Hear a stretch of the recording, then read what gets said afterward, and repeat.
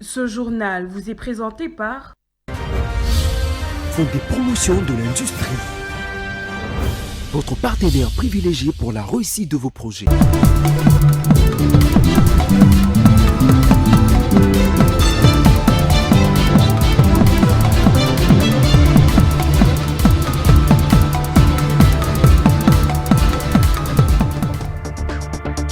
Au sommaire de ce journal mondial 2026, après ce premier test réussi de la RDC face au Portugal, une question se pose: jusqu'où peut aller la sélection de Sébastien Deschamps? Tentative de réponse dans ce journal. Et en international, la filière de la banane constitue une source majeure de devises étrangères pour le Cameroun. Le chiffre reste en hausse pour la période de mai 2025 à mai 2026 après la progression substantielle de janvier. C'est la grande édition, Madame, Messieurs, bonsoir et bienvenue. Les gouvernements congolais a engagé une série de démarches pour faire toute la lumière sur les incidents survenus le 12 juin aux abords du Palais du Peuple. Plusieurs acteurs politiques, religieux et institutionnels ont été sollicités afin de contribuer à l'établissement de la vérité. Parallèlement, une enquête judiciaire a été ouverte pour déterminer les responsabilités et garantir une justice équitable. Suivez. Le gouvernement congolais entend faire toute la lumière sur les incidents survenus le 12 juin dernier aux abords du Palais du Peuple. Dans cette optique, le ministre d'État en charge de la justice et garde de Sceaux a entrepris une série de démarches visant à recueillir les informations nécessaires à l'établissement de la vérité. Des correspondances officielles ont été adressées aux principales formations politiques concernées, notamment les CID, l'Alliance pour les changements, l'Envol et l'Ensemble pour la République. Le Conseil national de suivi de l'accord ainsi que la Conférence épiscopale nationale du Congo ont également été sollicités afin de transmettre tout élément, témoignage ou document susceptible d'éclairer les circonstances des événements. Cette initiative intervient quelques jours après la manifestation du 12 juin marquée par des affrontements et des blessés parmi certains responsables politiques de l'opposition. Le même jour, le ministre de la Justice s'était rendu auprès de plusieurs victimes afin de leur témoigner les soutiens du gouvernement et la solidarité des institutions de la République. Selon le ministère de la Justice, cette démarche s'inscrit dans le respect de principes de l'égalité, d'impartialité et de transparence. L'objectif est de permettre aux autorités judiciaires de disposer de tous les éléments nécessaires pour établir les responsabilités et garantir une justice équitable. Parallèlement, une injonction a été adressée au procureur pris la Cour de cassation pour l'ouverture d'une enquête judiciaire. Cette procédure devra déterminer les circonstances exactes des faits, identifier les auteurs, co-auteurs ou éventuels complices et permettre l'application de la loi dans le strict respect des droits de la défense et des garanties prévues pour le texte en vigueur. À travers cette action, les autorités affirment leur volonté de faire prévaloir la vérité et de renforcer la confiance dans les institutions chargées de rendre la justice. Et dans un autre registre, le ministère de la Défense nationale et des anciens combattants a lancé un atelier de rétroaction consacré à la gestion et à l'inhumation de dépouilles conservées à la morgue de l'hôpital militaire central de Kinshasa avec l'appui du Comité international de la Croix-Rouge. Cette rencontre réunit des experts issus de plusieurs structures relevant du secteur de la défense, notamment le secrétariat général de la défense nationale, l'état-major général des FARDC, le corps de la santé militaire ainsi que de spécialistes du CICR, Héritier Lilo et Daniela Kalala pour le détail.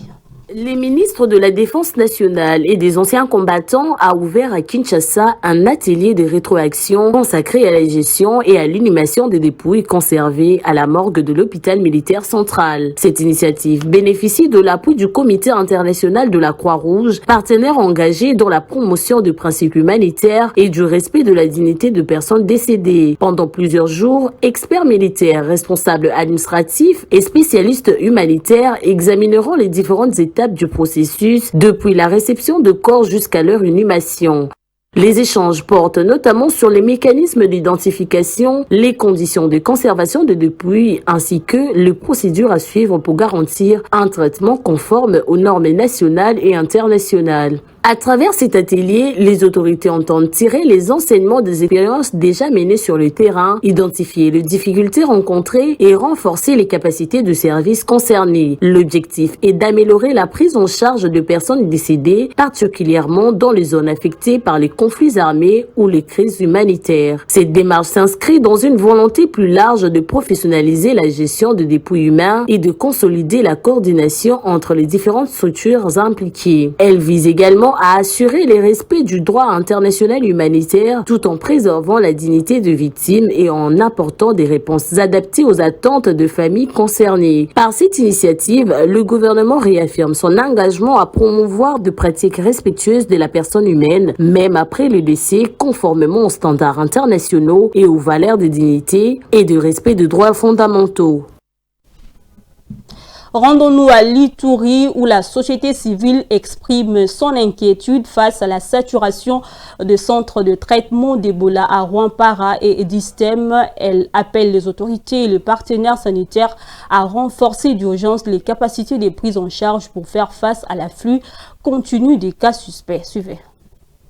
La société civile de l'Ituri tire la sonnette d'alarme face à la saturation des centres de traitement d'Ebola de Rwampara et de l'Istem. Après une visite d'évaluation effectuée sur ces différents sites, son coordonnateur provincial Dieudonné Lossa appelle le gouvernement et les partenaires sanitaires à renforcer en urgence leurs capacités de prise en charge. À Rwampara, l'un des principaux foyers de l'épidémie après Mugwalu, le cas suspect continue d'affluer chaque jour. Selon la société civile, les infrastructures existantes sont désormais débordées et peinent à accueillir les nouveaux patients. Même constat à Istem, où le centre de traitement récemment ouvert par l'organisation Samaritan Spurs enregistre déjà plusieurs admissions. Une situation qui témoigne, selon les acteurs de la société civile, de la persistance de la menace sanitaire dans la province. Face à cette pression croissante sur les structures de santé, Dieudonné Lossa estime qu'une intervention rapide des autorités est indispensable pour augmenter les capacités d'accueil, améliorer la prise en charge des malades et renforcer le dispositif de riposte. La société civile plaide également pour une intensification des campagnes de sensibilisation auprès des communautés afin de prévenir de nouvelles contaminations et limiter la propagation de la maladie. Et à Kinshasa, retour à la normale dans les stations-service après plusieurs jours de quasi-pénurie et de files d'attente. Les automobilistes et autres consommateurs de produits pétroliers s'approvisionnent à nouveau normalement dans le point de vente. La ministre des Hydrocarbures a confirmé la disponibilité du carburant à la pompe, un rétablissement de situation qui devrait mettre du baume au cœur des automobilistes principalement. Plus de détails dans ces commentaires de Véronique Kapinga et Eli Kabea. Depuis plusieurs jours, de longues files d'attente étaient observées dans plusieurs stations-service de Kinshasa, suscitant l'inquiétude des automobilistes face aux difficultés d'approvisionnement en carburant. Aujourd'hui, nous assistons à une stabilisation de stock de carburant, apportant un soulagement attendu pour les consommateurs et les professionnels.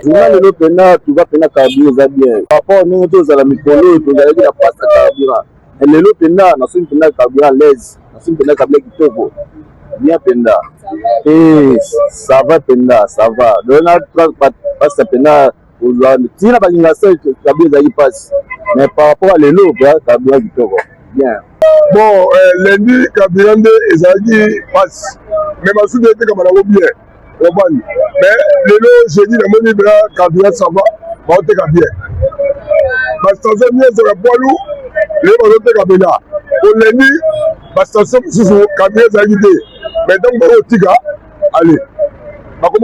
Dans un communiqué publié ce mercredi 17 juin, la ministre des Hydrocarbures, Akassia Bandou-Bolambongo, a annoncé le retour progressif à la normale. Elle a assuré que les mesures prises par les gouvernements ont permis de rétablir l'approvisionnement et de stabiliser la distribution de produits pétroliers. Si la situation semble désormais maîtrisée, cet épisode met en évidence la nécessité de renforcer la gestion de stock et la chaîne d'approvisionnement afin d'éviter de nouvelles perturbations à l'avenir. Et puis, comment quitter le stade d'un pays essentiellement producteur des ressources naturelles à celui de la transformation? Voilà l'enjeu de la deuxième journée de la semaine minière de la RDC qui se tient à Lubumbashi. José Junior Owawa, notre envoyé spécial, nous en dit plus. Merci beaucoup. Nous sommes ici à Caravia, Lubumbashi pour la deuxième journée des travaux liés à la DRC Mining Week. Vous savez qu'hier c'était la cérémonie d'ouverture où le ministre de Mines a peint les tableaux de potentiel que dispose la RDC, dont dispose la RDC dans ces secteurs miniers. Il a appelé tous les acteurs à s'impliquer justement pour que la RDC quitte le stade d'un pays seulement d'exploitation, mais un pays de transformation de ressources naturelles. Et ça, bien sûr, cette deuxième journée a été consacrée sur cette thématique-là. Tous les experts qui ont intervenu, tous les acteurs du secteur minier qui ont intervenu aujourd'hui sont revenus sur cette nécessité de pouvoir passer d'une étape supérieure, c'est-à-dire quitter d'un pays seulement d'exploitation à un pays de transformation, parce que l'enjeu, vous vous souvenez, comme le disait le chef de l'État, c'était justement que le pays perdait beaucoup en restant dans les stades d'exploitation et de devenir, afin de devenir aujourd'hui un pays qui transforme ses matières premières, même pas jusqu'à la fin, au moins qu'on aille un peu plus loin dans la chaîne de valeur pour effectivement donner de la valeur ajoutée à nos minerais, avec à la clé la création d'emplois, l'augmentation du budget de l'État, les recettes publiques, parce qu'on a vu par exemple dans le panel organisé par l'ANAPI, qui est l'Agence nationale pour la promotion des investissements, l'ANAPI qui a sensibilisé les acteurs à pouvoir effectivement investir en RDC, où la fiscalité est en train justement d'être désengorgée, la fiscalité est en train de devenir aujourd'hui et plus ou moins accessible, adaptée aux standards internationaux. Et aujourd'hui, on a vu par exemple les acteurs comme la DGDA, on a vu d'autres acteurs qui sont partis pour expliquer cela. Donc c'est une deuxième journée qui a permis de pouvoir comprendre cette nécessité. Et demain, ça sera d'autres thématiques. Vous comprenez très bien que c'est une conférence en grands enjeux qui regroupe tous les acteurs politiques et économiques du pays pour réfléchir autour de la transformation des richesses naturelles de la RDC. José Junior Owawa, depuis Lubumbashi pour Géopolis Télévision. On va parler sport à présent. La RDC a frappé un grand coup pour son retour en Coupe du Monde. Opposé au Portugal de Cristiano Ronaldo, les Léopards ont décroché un précieux match nul, un but partout, grâce à une prestation pleine de caractère, un résultat historique qui relance les ambitions congolaises dans le groupe K. Après ce premier test réussi, une question se pose désormais: jusqu'où peut aller la sélection de Sébastien de Sabre? Tentative de réponse dans cet élément de Blaise Kuzola. Solide défensivement, discipliné tactiquement et porté par un Yohan Wissa décisif, les Léopards ont démontré qu'ils avaient les moyens de rivaliser avec le meilleur nation. Ces premiers points nourrissent l'espoir d'une qualification pour le prochain tour, à condition de confirmer lors de 2 prochaines rencontres du groupe K. Le nul obtenu face au Portugal a été accueilli comme une victoire par de nombreux supporters congolais. Peu d'observateurs imaginaient les Léopards tenir tête à l'un des favoris du groupe. Mené dès la 6e minute, les hommes de Sébastien Desabre ont pourtant trouvé les ressources pour revenir au score grâce à Yohan Wissa juste avant la pause. Un but historique, le premier de la RDC en Coupe du Monde, qui a permis aux Congolais de décrocher également leur premier point dans la compétition. On a fait nous un match nul contre une des meilleures équipes du monde, donc on est content, mais il faudra plus de points pour passer à l'autre step. Donc on a un objectif qui est sortir des poules, un premier objectif. Donc on a fait un bon match nul, mais ça suffit pas. Donc l'information qu'on peut avoir à la fin du match, c'est que en gagnant un des 2 autres matchs, on sera qualifié. Ça c'est une première information, parce qu'on aurait 4 points, mais ça va être difficile. On va jouer des bonnes équipes. On connaît la Colombie, on a travaillé sur l'Ouzbékistan également. C'est un groupe qui est très ouvert. Le prochain rendez-vous face à la Colombie puis à l'Ouzbékistan seront déterminants. Une victoire lors de l'un de ces matchs pourrait rapprocher considérablement les Léopards du 2e tour. Après avoir résisté au Portugal, la RDC a gagné bien plus qu'un point. Elle a gagné le droit de croire en ses chances. Et dans une Coupe du Monde où les surprises sont souvent au rendez-vous, les Léopards ont peut-être déjà lancé leur aventure. Après le nul des Léopards face au Portugal aux États-Unis, le président Félix Tshisekedi a lancé un message de mobilisation et d'espoir à l'endroit des Congolais, saluant l'exploit des Léopards face au Portugal. Il a appelé ses compatriotes à rester fiers et unis malgré le défi sécuritaire auquel le pays est confronté depuis plusieurs décennies. Suivez ses propos. Oyo ebangaka Cristiano Ronaldo bamoni ndenge tozikisi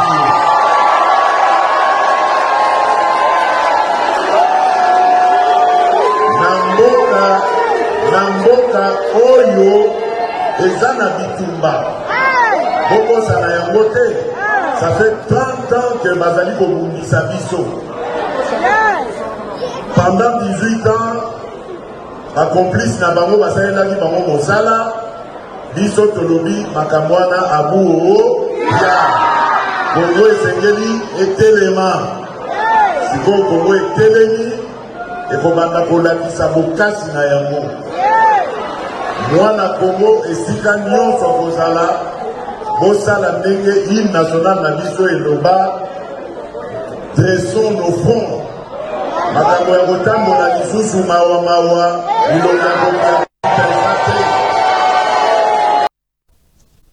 Toujours en sport, le match nul décroché par les Léopards face au Portugal a provoqué une véritable explosion de joie à Kinshasa.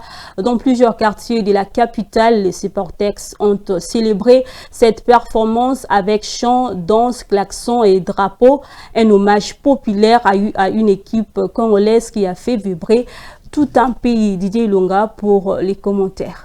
Dans plusieurs quartiers de Kinshasa, le chant, le danse, les klaxons et les cris de joie ont rythmé la soirée.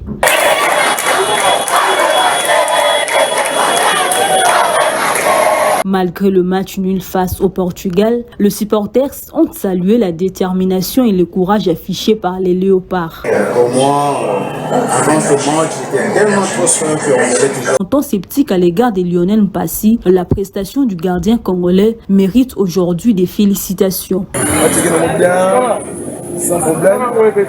Mais match, comment ça va? On a problème. C'est une joie d'abord immense que tous les Congolais peuvent manifester, peuvent célébrer. À Goma également, l'ambiance était à la fête. Jeunes, parents et personnes âgées sont descendus dans les rues pour célébrer ces résultats vécus comme une véritable victoire malgré les contextes sécuritaires difficiles. La RDC disputera son deuxième match face à la Colombie mercredi prochain à 3h, heure de Kinshasa, avant de terminer la phase des groupes contre l'Ouzbékistan le 28 juin. Bien plus qu'un rendez-vous sportif, une Coupe du Monde est souvent présentée comme un puissant moteur économique entre afflux de touristes, création d'emplois, investissement dans les infrastructures et visibilité internationale. L'événement peut générer de retombées importantes pour le pays organisateur. Mais comment cette compétition contribue-t-elle concrètement à l'activité économique? Les détails dans cet élément. Organiser une Coupe du Monde, c'est accueillir pendant plusieurs semaines des centaines de milliers de visiteurs et attirer l'attention de milliards des téléspectateurs à travers le monde. Lors de la Coupe du Monde 2022 au Qatar, plus d'1 million de supporters étrangers ont visité le pays, tandis que la compétition a été suivie par près de 5 milliards de personnes à travers le monde. Exceptionnel pour les pays hôtes. En exposant ses atouts au reste du monde, elle peut renforcer son attractivité touristique, attirer de nouveaux investisseurs et favoriser l'organisation d'autres événements internationaux. C'est notamment l'un des bénéfices le plus recherchés par les pays organisateurs à améliorer leur image et accroître leur visibilité sur la scène mondiale. Enfin, les recettes générées par les visiteurs, les activités commerciales et les services contribuent à dynamiser l'économie locale. Toutefois, les économistes soulignent que les retombées les plus durables sont souvent celles liées aux infrastructures, à l'image du pays et à l'attractivité économique. Pour de nombreux experts, la véritable réussite économique d'une Coupe du Monde ne se mesure pas uniquement pendant le tournoi, mais surtout à la capacité du pays organisateur à transformer cette visibilité mondiale en opportunité durable de développement. Madame, Messieurs, l'actualité c'est aussi en dehors de la République démocratique du Congo.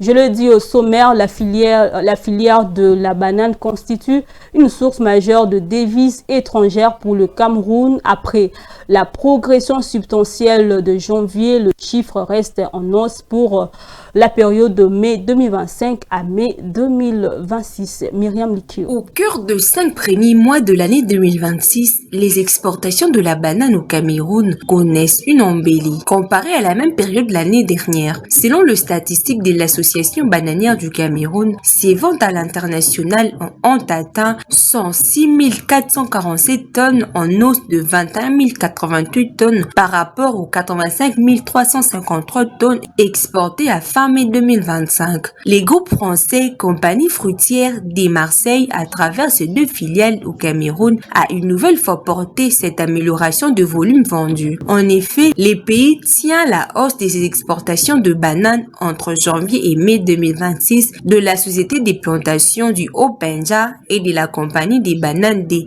Mondoni, dont les ventes ont respectivement progressé de 19,5% et de 39,9% à fin mai 2026. Une des principales matières premières agricoles échangées à l'échelle mondiale, le café connaît un repli de ses cours au premier semestre 2026 sur fond de perspectives de récolte favorables pour la campagne 2026-2027 dans le grand pays producteur. Myriam Likio, une fois de plus pour les détails.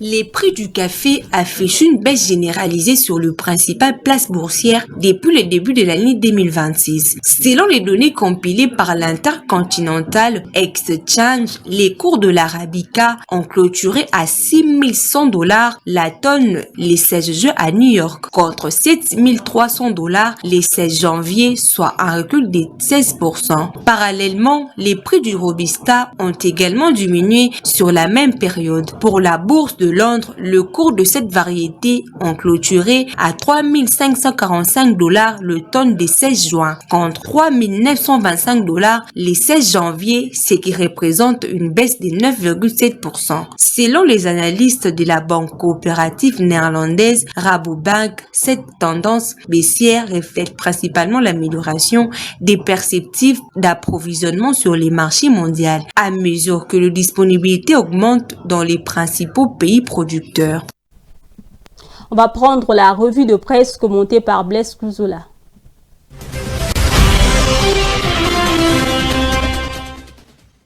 Bonsoir. À la une de médias, ce jeudi, l'entrée en lice mémorable de Léopard de l'RDC à la Coupe du Monde de football 2026, marquée par un match nul d'un but partout face au Portugal à Houston. Info 27 souligne que 52 ans après l'épopée de 1974 sous l'appellation du Zaïre, la sélection nationale signe son grand retour sur la scène internationale avec un nul, un but partout face au Portugal. L'angle éditoriale choisie par le quotidien dépasse largement le cadre purement sportif. Ces matchs est présenté comme une tribune mondiale pour dénoncer l'agression rwandaise, notamment un système en 3-5-2 particulièrement solide qui a permis de contenir les assauts portugais. Dans le même sens, actualité.cd détaille la construction du but égalisateur, fruit d'une combinaison minutieusement travaillée sur coup de pied arrêté. Le média met également en avant le témoignage et l'émotion du buteur Yohan Wissa, pour qui ces résultats reflètent le caractère indoptable et la capacité de résilience du peuple congolais face à l'adversité. Congo Nouveau, quant à lui, s'est focalisé sur la présence enthousiaste du chef de l'État dans les tribunes du NRG Stadium de Houston. Évoquant son attachement bien connu pour le football, le tri-hebdomadaire spécule sur une possible prolongation de son séjour américain afin de soutenir l'équipe lors des prochaines rencontres du groupe K.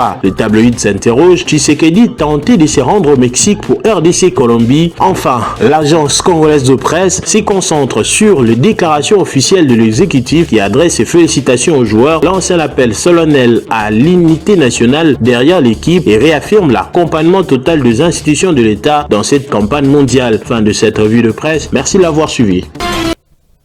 Ce journal est terminé. Je vous rappelle le principal titre. mondial 2026. Après ce premier test réussi de la RDC face au Portugal, une question se pose: jusqu'où peut aller la sélection de Sébastien Desabre? Vous avez suivi la réponse dans ce journal. Et en international, la filière de la banane constitue une source majeure de devises majeures étrangères pour les Cameroun. Le chiffre reste en hausse pour la période de mai 2025 à mai 2026 après la progression substantielle de janvier. Et voilà, c'est tout pour ce soir, mesdames et messieurs. Merci de nous avoir suivis. Au revoir.